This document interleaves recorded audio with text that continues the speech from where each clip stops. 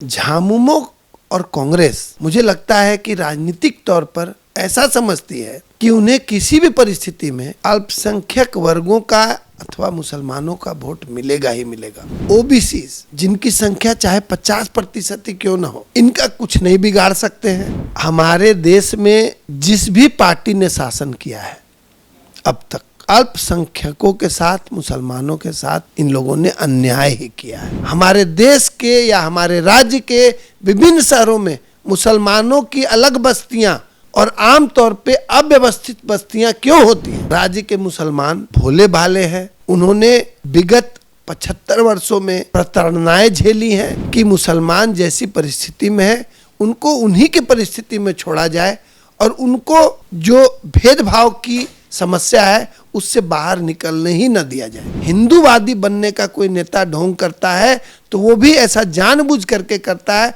वास्तव में उसे न तो अपने धर्म से कोई मतलब है न किसी और धर्म से मतलब है। जितने टॉप सर्विसेज हैं, आईएएस है, आईपीएस है, एक से एक अल्पसंख्यक वर्ग के ईमानदार नेता मिलेंगे।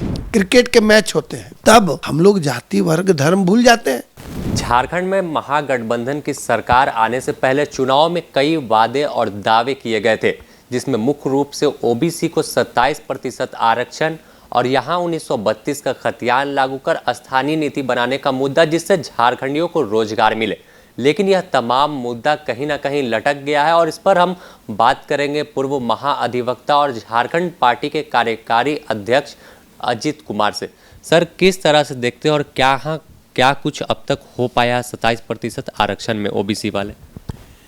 देखिए, जहां तक ओबीसी के आरक्षण का प्रश्न है, झारखंड राज्य में स्थिति काफी विकट है। झारखंड राज्य में ओबीसी में जो सम्मिलित जाति वर्ग है उनकी संख्या लगभग 50% है या उससे अधिक ही। बिहार राज्य जब एकीकृत था तो ओबीसीज को बेहतर और अधिक आरक्षण का प्रतिशत प्राप्त था।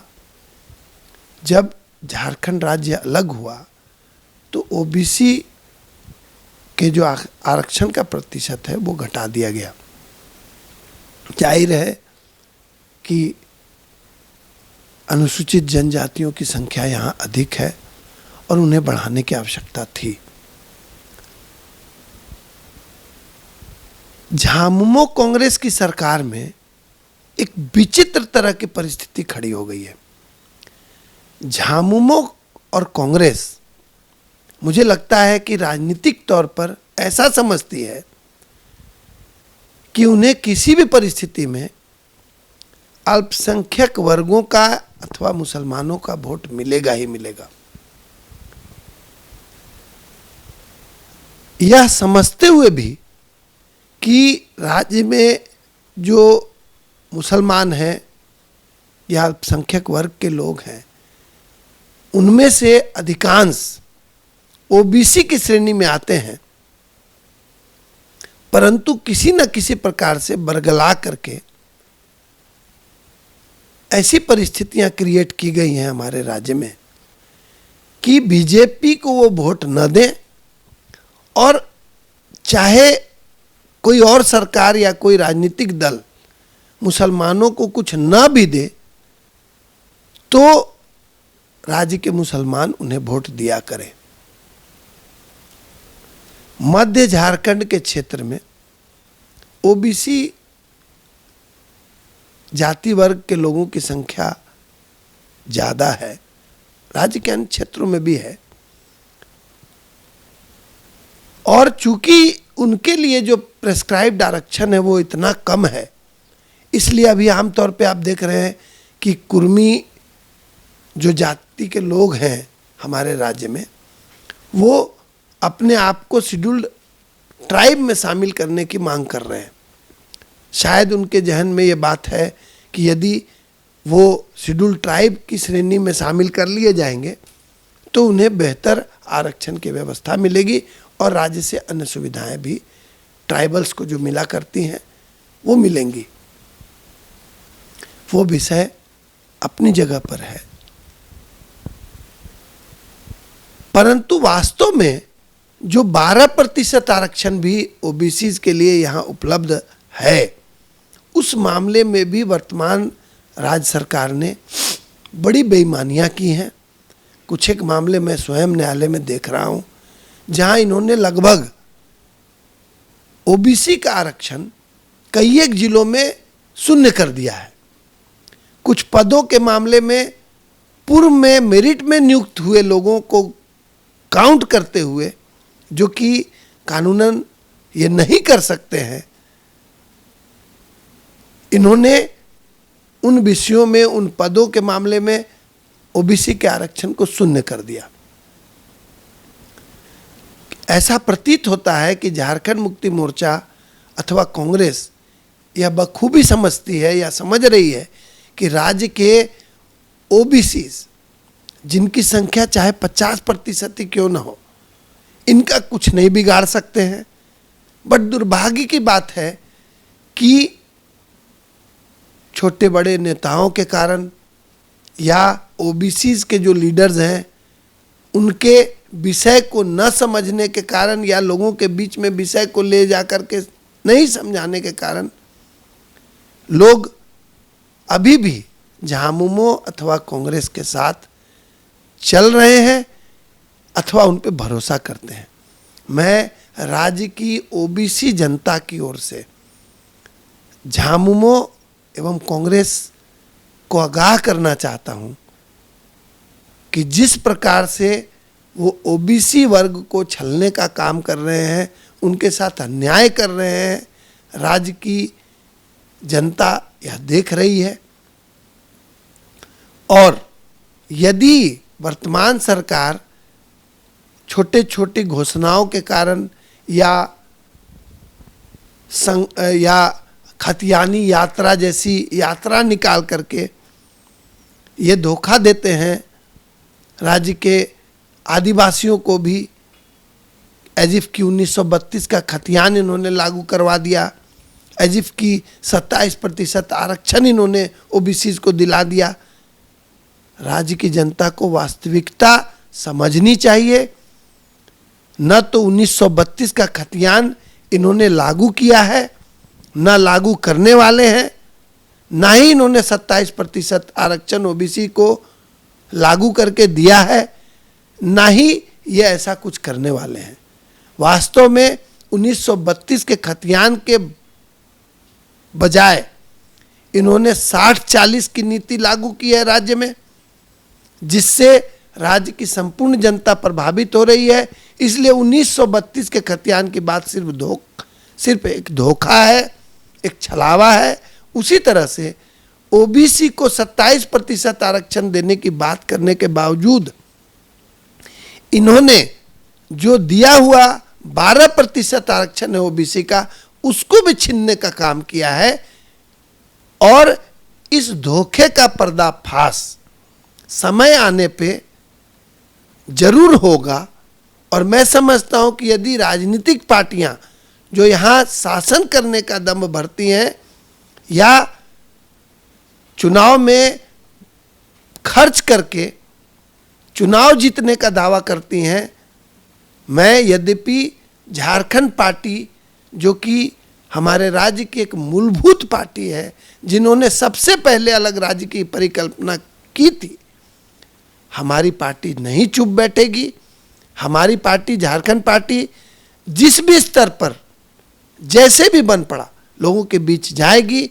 और मैं जो झारखंड पार्टी का कार्यकारी अध्यक्ष हूं, मैं आप लोगों के जरिए लोगों के बीच जा करके इनकी कारस्तानियों का जरूर पर्दाफाश करूंगा, ताकि लोग वास्तविकता को समझ पाएं। आपने अल्पसंख्यक वोटरों के बारे में बताया कि विशेष दल का कहीं ना कहीं कब्जा रहता है, कि वो कहीं नहीं जाएंगे। कारण क्या है और आप इन वोटरों को किस तरह से झारखंड पार्टी में खींचने की कोशिश करेंगे? देखिए, हमारे देश में जिस भी पार्टी ने शासन किया है अब तक, अल्पसंख्यकों के साथ, मुसलमानों के साथ इन लोगों ने अन्याय ही किया है। ये अलग बात है कि हमारे देश के या राज्य के मुसलमान ऐसा समझते हैं कि किसी एक पार्टी से उनका विरोध है, धर्म के आधार पर, धार्मिक भावनाओं के आधार पर, और दूसरी पार्टी से या दूसरी पार्टियों से उनका लगाव है। ये उनके मन का एक भ्रम है। मैं सवाल करता हूं राज्य के मुसलमानों से, राज्य के अल्पसंख्यक वर्ग के लोगों से, कि आखिरकार हमारे देश के या हमारे राज्य के विभिन्न शहरों में मुसलमानों की अलग बस्तियां और आमतौर पे अव्यवस्थित बस्तियां क्यों होती हैं, और हमारे राज्य के या देश के मुसलमान हमारे देश में इस तरह से अलग बस्तियों में रहने के लिए क्यों मजबूर होते हैं? क्या कांग्रेस के 65 साल के शासन काल में ऐसी व्यवस्था नहीं बना दी गई? क्या देश की आज़ादी के बाद ऐसी परिस्थितियां नहीं खड़ी कर दी गई तत्कालीन कांग्रेस की सरकारों के द्वारा कि राज्य के या देश के मुसलमान अपने आप को असुरक्षित समझते हैं या असुरक्षित माने गए, और उन्होंने अपने बसने के लिए, अपनी सुरक्षा के लिए राज्य के किसी और कोने में या राज्य के शहरों के एक अलग कोने में जाकर के रहना पसंद किया, सिर्फ और सिर्फ अपनी सुरक्षा के लिए। मैं समझता हूं कि राज्य के मुसलमानों को, देश के मुसलमानों को वास्तविकता से रूबरू होना चाहिए और उनको देश की मेन स्ट्रीम में आने की जरूरत है। उन्हें अच्छे कैंडिडेट्स को जिताने की आवश्यकता होगी जो धर्मनिरपेक्ष तौर पर समझता हो विषय को। यदि भाजपा का कोई नेता व्यक्तिगत तौर पे धर्मनिरपेक्ष है, यदि झारखंड पार्टी का कोई नेता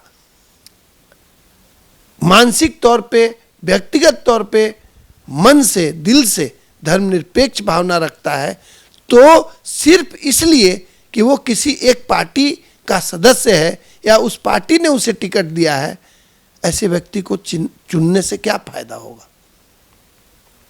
ऐसे व्यक्ति को चुनने से वास्तव में जो जागरूक व्यक्ति है, समझदार व्यक्ति है, जो धर्मनिरपेक्ष व्यक्ति है, वही उनकी भावनाओं को आगे बढ़ा सकता है।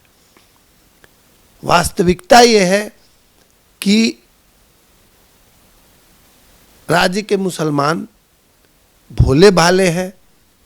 उन्होंने विगत 75 वर्षों में प्रताड़नाएं झेली हैं, अथवा ऐसा समझते हैं कि उन्हें प्रताड़ित किया गया है। उस प्रताड़ना का कारण 70% से 75% श्रेय कांग्रेस को देना चाहिए, जिसकी वजह से उनकी ऐसी परिस्थिति हो गई, और 25% योगदान वर्तमान सरकार जो देश में है उसका भी हो सकता है। परंतु परिस्थितियों को बदलने के लिए देश के मुसलमानों को जरूर सोचना पड़ेगा और उन्हें देश के अन्य वर्गों के लोग, अन्य धर्मों के लोग के साथ में मिल करके इस असुरक्षा की भावना से, इस डर से बाहर आकर के स्पष्ट निर्णय, स्पष्ट बहुमत अच्छे कैंडिडेट्स को देना पड़ेगा।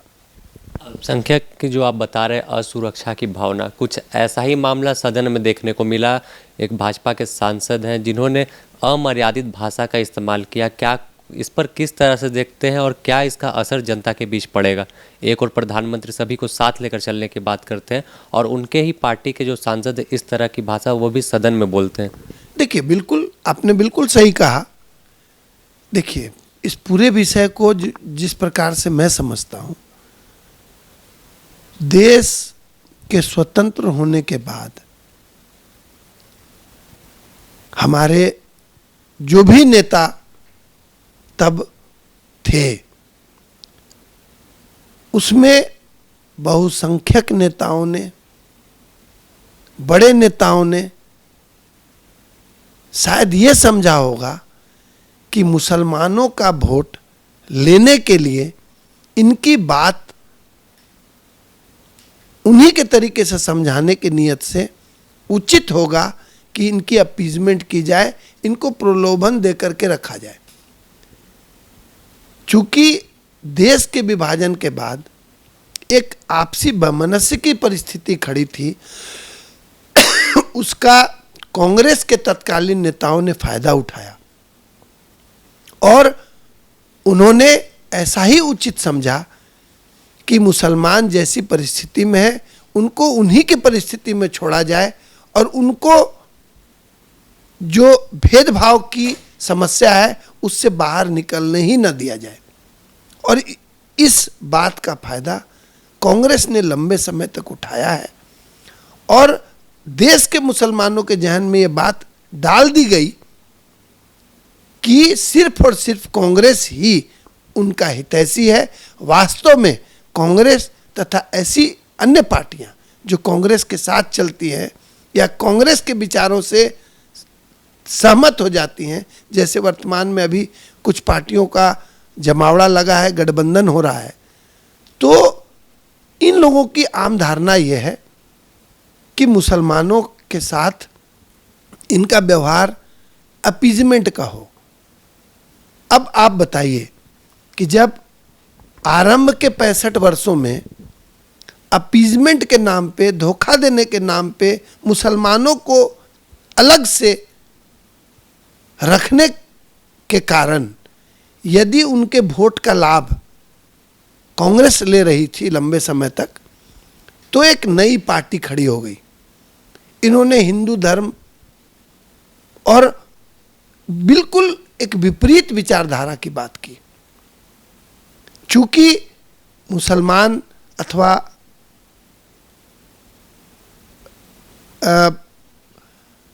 शेड्यूल कास्ट वर्ग के लोग आमतौर पे ये देखा जा रहा था कि कांग्रेस पे भरोसा कर रहे थे, तो ऑपोजिट या विपरीत क्षेत्र में पड़ने वाले हिंदुओं को अथवा अन्य जाति वर्ग के लोगों को एकजुट करने के लिए एक नया दल खड़ा हुआ।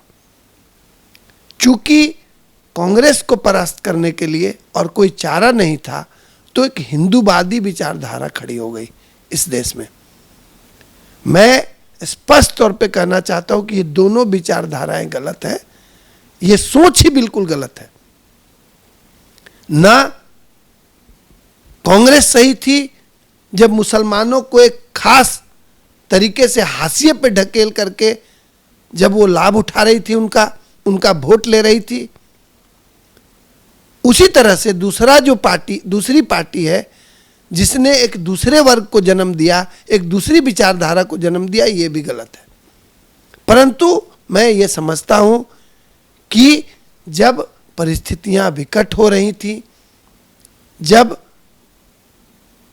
बाहर के देश, हमारे दुश्मन देश भारत में हुई परिस्थितियों का गलत फायदा उठा रहे थे, यहाँ पे आतंकवाद चरम पर पहुंच रहा था, तो मैं समझता हूं कि एक नई विचारधारा का जन्म होना बहुत लाजमी था, बहुत वाजिब था। और इस कारण से हमारे देश में, हमारे राज्य में, ब्लॉक लेवल पे, पंचायत लेवल पे जब भी चुनाव की बात आती है तो दो वर्ग अलग अलग हो जाते हैं। एक राजनीतिक पार्टी एक वर्ग का लाभ उठाती आई है और अब भी उठाना चाहती है। दूसरे जाति वर्ग के लोग दूसरे दल के साथ में एकजुट होकर के चुनाव में साथ देते हैं। जो संसद में माननीय सांसद महोदय ने जिस प्रकार से शर्मनाक भाषा का प्रयोग किया एक दूसरे सांसद के लिए, ये इसी भावना का परिणाम है। हमारे सांसद महोदय जो इस तरह की भाषा का प्रयोग करते हैं, शायद उन्होंने बोलने के बाद दोबारा अपने जहन में ये बात सोचा भी ना हो, और यदि उन्होंने सोचा भी होगा तो जरूर उन्हें पछतावा हो रहा होगा कि उन्होंने ऐसे शब्दों का प्रयोग किया क्यों। परंतु वर्तमान परिस्थितियों में हमारे देश में ऐसे नेता भी हैं जो जानबूझ करके ऐसे शब्दों का, ऐसी भाषा का प्रयोग करते हैं ताकि उनके क्षेत्र के, उनको समर्थन करने वाले,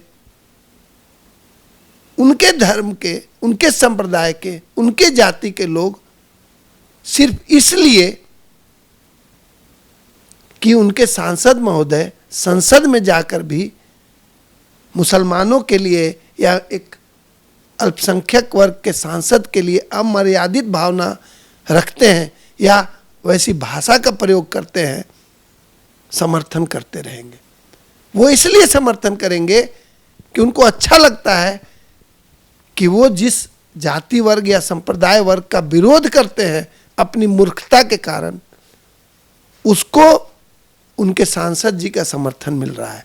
वास्तव में जो माननीय सांसद महोदय हैं, पढ़े लिखे हैं, जानकार हैं और उन्हें पता है कि इन बातों से हमारे देश का नुकसान होगा, परंतु सिर्फ राजनीतिक प्रभाव बनाने के लिए, राजनीतिक लाभ करने के लिए उन्होंने ऐसी भाषा का प्रयोग किया है। और आमतौर पे भाषणों में भी, आम जनता के सामने में भी ये जो राजनीति करने वाले लोग हैं, भाषण दिया करते हैं, वो ऐसी अमर्यादित भाषा का प्रयोग करते हैं। कुछ लोग कह रहे हैं कि ये अनजान में की गई भूल है, कुछ लोग कह रहे हैं कि उन्होंने जानबूझ करके ऐसी भाषा का क्यों प्रयोग किया। मैं स्पष्ट तौर पे, खुले तौर पे कहना चाहता हूं कि ऐसी भाषा का प्रयोग, ऐसी अमर्यादित भाषा का प्रयोग जानबूझ के लोग करते हैं। और यदि हिंदूवादी बनने का कोई नेता ढोंग करता है तो वो भी ऐसा जानबूझ करके करता है। वास्तव में उसे न तो अपने धर्म से कोई मतलब है, न किसी और धर्म से मतलब है। ऐसे नेता सिर्फ अपनी राजनीति की रोटी सेकने के लिए, अपने धर्म के लोगों का वोट लेने के लिए ऐसी भाषा का प्रयोग करता रहा है। और हमारे देश की परिस्थितियां इसी कारण से विकटतर होती चली जा रही हैं। आप देखिए ना, क्रिकेट के मैच होते हैं तब हम लोग जाति वर्ग धर्म भूल जाते हैं। जितने सारे मुस्लिम प्लेयर्स हैं वो भी उतने ही सम्मानित हैं हमारे लिए। और जब वो विकेट लेते हैं 4-5 एक साथ में, तो हमारा देश जीतता है तो बड़ा प्रसन्न होते हैं हम लोग। यदि सेना में भी अल्पसंख्यक वर्ग के लोग, चाहे वो सिख हों, चाहे ईसाई हों अथवा मुसलमान हों, वो भी उतनी ही मेहनत करते हैं देश के लिए, उनको भी उतना ही प्रेम है। और सेना में इस तरह की भेदभाव की नीति नहीं अपनाई जाती है।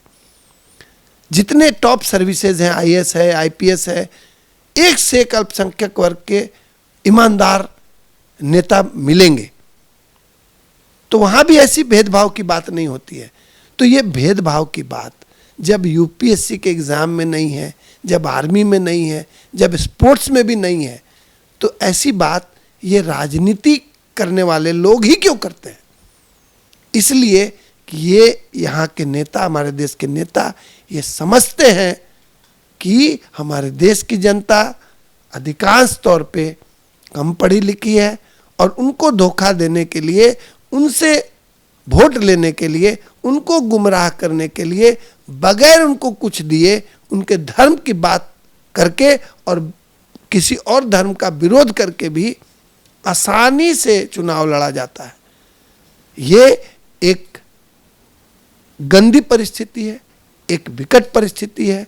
और माननीय सांसद महोदय ने, जिन्होंने संसद में एक अमर्यादित भाषा का प्रयोग किया है एक अन्य सांसद के लिए, जिसमें धर्म की भी बू आ रही है, जिसमें धर्म के विरोध की बू आ रही है, ये बिल्कुल शर्मनाक है, बहुत ही निंदनीय है और मैं इसकी स्पष्ट तौर पर निंदा करता हूं। तो आपने सुना किस तरह से इन्होंने बताया कि जो मौजूदा राजनीतिक हालात है, एक पार्टी है जो अल्पसंख्यक को अपनी ओर खींचने में लगी है, तो दूसरी पार्टी हिंदूवादी विचार लेकर आगे बढ़ रही है। यह दोनों जो विचार है यह कहीं ना कहीं देश के लिए घातक है। देश का विकास तभी संभव है जब तमाम लोग एक साथ मिलकर जो गरीब जनता है उनके विकास पर फोकस करे। फिलहाल द न्यूज़ पोस्ट में इतना ही। अपने सहयोगी संतोष के साथ Sameer, the news post, Ranchi.